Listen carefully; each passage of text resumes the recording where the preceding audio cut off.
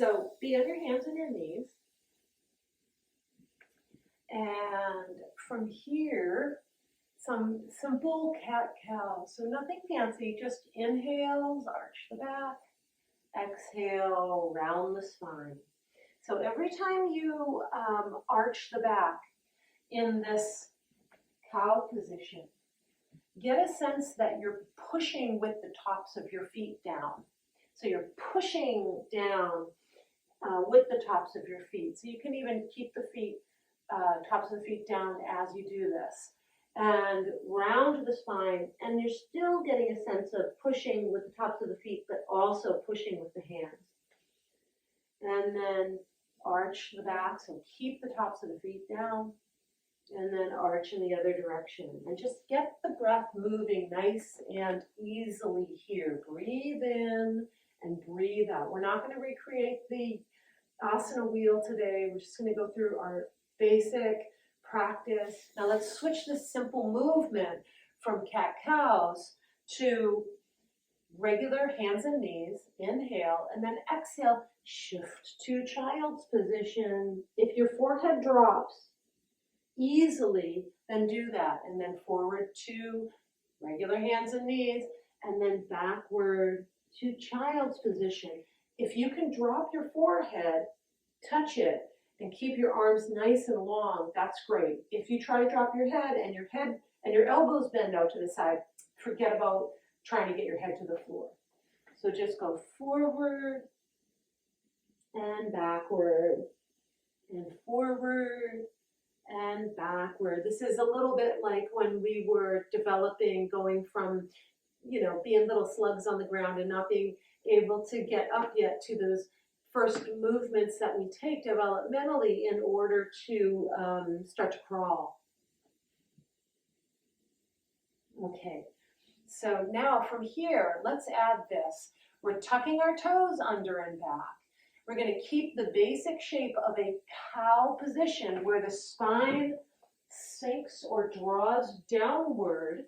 We've got an arch in the back here, but we're going to shift up the hips and backward to an almost downward dog. I'll give you a side view here. So from this cow position to up and back to an almost downward dog. My legs are bent very deeply on purpose so that I stay well rooted in my hip joint. If I don't keep my legs bent, I get into my back more, which isn't so great. So stay with the knees bent.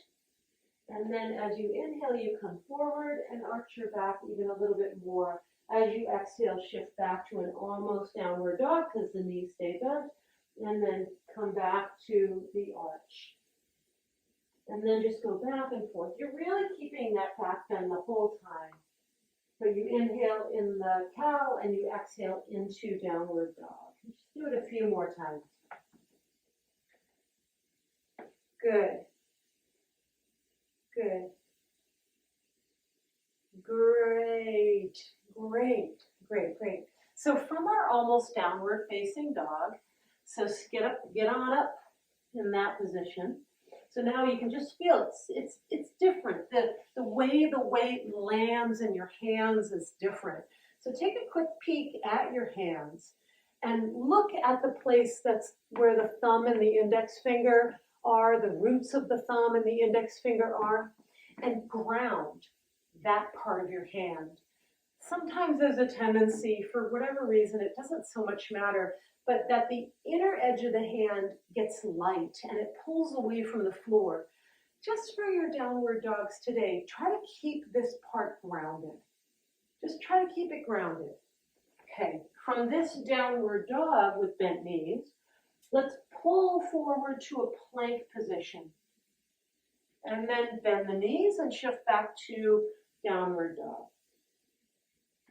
And go back and forth, plank position to your downward facing dog. Plank position to downward dog. Repeat. Plank position to downward dog. Good. Let's settle the knees onto the floor. Point the toes. Keep the arms reaching forward, but drop your hips. Now for this, keep looking forward for a moment.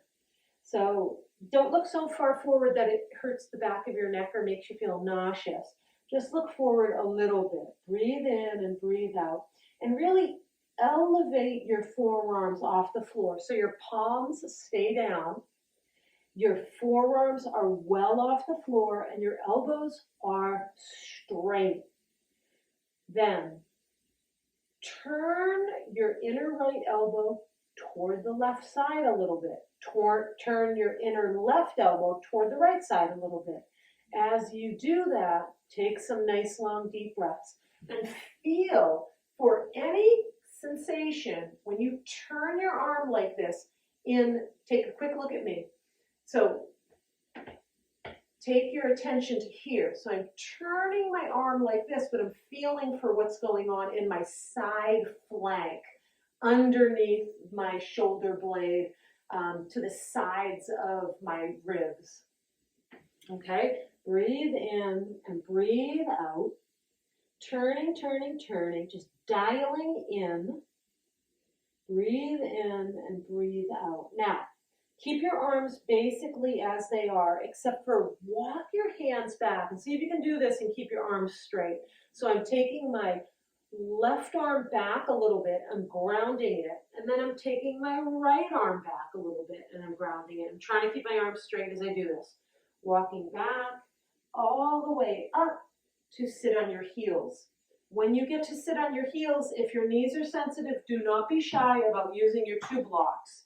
Put your 2 blocks under your pelvis so you've got a nice height underneath of you so you don't have to be uncomfortable. Maybe 2 blocks is overkill and you're just fine with 1. I think I'll be fine with 1 right now. Take your arms forward, palms face down. Turn your inner elbows towards the opposite side. So the left one turns to the right and the right one turns to the left. And then inhale and exhale and start to slowly lift your arms up like you're diving. Breathe in slowly, slowly. Notice the point where your elbows start to want to bend out to the side, and don't let your elbows bend. Just don't let them bend. Just see how far you can go right now, getting your arms straight up towards the ceiling. So maybe some of us can get the 90-degree angle of the arms straight up and down, or maybe for some of us it's more like an 80-degree angle, and that's perfectly fine. Breathe in and breathe out. Breathe in and breathe out. Breathe in and breathe out. Let's leverage this situation a little bit by hooking our thumbs, and then squeeze the forearms, the upper arms in, and maybe you can get up a little bit higher. Breathe in and breathe out. Good. Breathe in and breathe out. Now, your arms are up above your head, your hands rather, are up above your head, and then interlock your fingers and put your hands behind your skull. Elbows are now bent and your elbows are out to the side. We're going to go like this. Exhale, bring your elbows in towards each other. Try to even touch them in front of you, but you won't be able to because your head is there. And then as you inhale, pull your elbows open as wide as you can, keeping your hands interlocked behind your skull. And then do it again. Exhale. This is a real simple exercise. This is a great, and inhale. Keep going and I'll talk. This is a great exercise for anybody that has to sit at a desk or the computer for many hours in a day, even just 1 hour in a day, because this is going to help you stay in contact with your upper back, the upper back muscles, there's a gazillion of them, there might as well be, and your neck's relationship to your spine and your shoulders. Keep going. Good.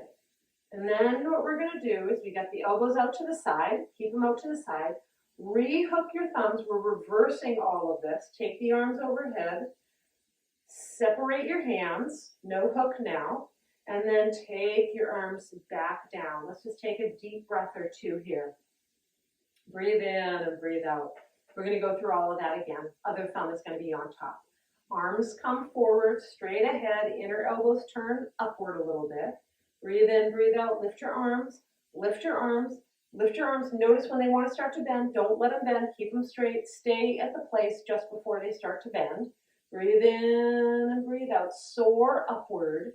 Hook your thumbs, other thumb on top. Breathe in, breathe out. Use the leverage between your thumbs to get your elbows maybe a little bit straighter, maybe a little bit higher.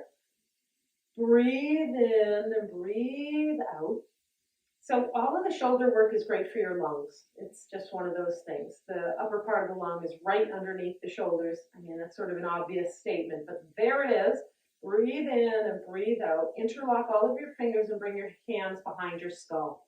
Good. So you've got your hands behind your skull. Hopefully the other index finger is on top. Open your elbows wide, and then exhale, bring your elbows in. Do over. Open your elbows wide, and then bring your elbows in. Keep going back and forth.